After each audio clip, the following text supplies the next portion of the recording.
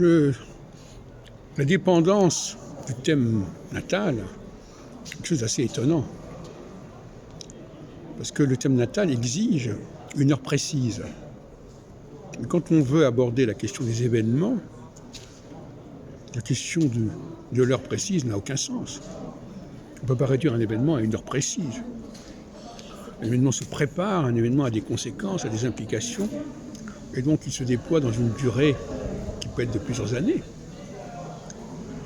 Donc, ce besoin que l'astrologue, pour pouvoir travailler à sa façon, de fixer une heure précise, est une aberration quelque part. Pour la naissance, évidemment, c'est vrai qu'il y a une heure précise. Mais qu'est-ce qu'on en a à faire de cette heure de naissance? Les hommes d'autrefois n'avaient pas cette sens de la précision de toute façon. C'est qu'aujourd'hui qu'on note, depuis la Révolution française, qu'on note l'heure de la naissance, à l'état civil, etc. Et encore faut-il avoir les instruments pour pouvoir mesurer le temps. Donc, vouloir enfermer l'astrologie dans une temporalité précise, c'est suicidaire. C'est pour ça que nous avons une bataille à ce niveau-là entre les astrologues qui croient qu'il faut tout préciser à une seconde près